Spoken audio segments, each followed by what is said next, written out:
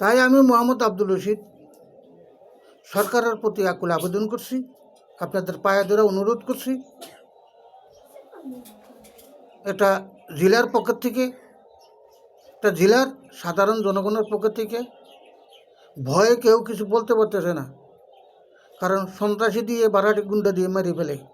কারণ টাকার উপরে আইন বেচা যায়, টাকার উপরে সন্ত্রাসী পাওয়া যায়, টাকা দিয়ে সব কিছু করতে পারে, বিনা টাকা কিচ্ছু পাওয়া যায় না।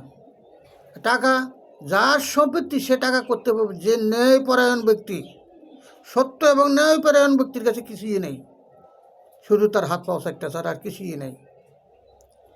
যারা দুর্নীতিবাজ, বিআইনি, মিথ্যা বিআইনি, যারা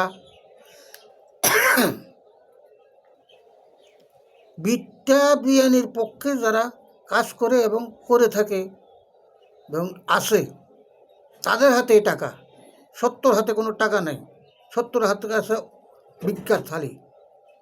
তাই সরকারের কাছে আকুল আবেদন করছি যে আপনারা আপনাদের এই লোভ লালসাওয়ালা কর্মচারী তাদেরকে সরান।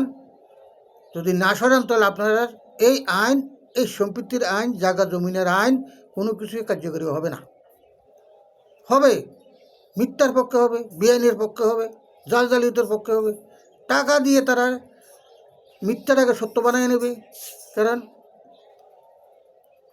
উপজেলা কর্তৃপক্ষ ভূমি যেটা রিপোর্ট দেবে সেটাই সত্য, আবার সেই সত্য কোনো আদালতও মানবে না।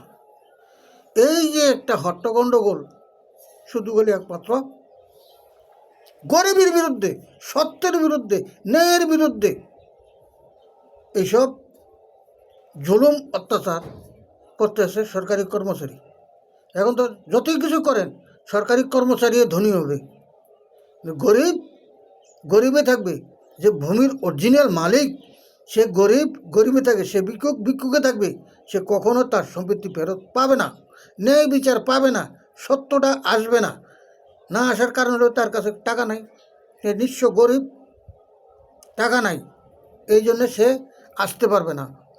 আসার জন্য বা সত্যকে, ন্যায়কে উদ্ঘাটন করার জন্য, তুলে ধরার জন্য, সত্যকে ফিরে আনার জন্য, ন্যায়কে ফিরে আনার জন্য আপনাদের হাতে ভাইয়া ধরি, আপনাদের আল্লাহর দোয়াই, রাসূলের দোয়াই, সরকার পক্ষে যারা আছেন, যারা দায়িত্বহীন আছেন, যারা পারবেন, তারা একটু খাগড়াছড়ি জেলা, উপজেলা খাগড়াছড়ি জেলা খাগড়াছড়ির দিকে একটু নজর নেওয়ার জন্য অনুরোধ করা গেল।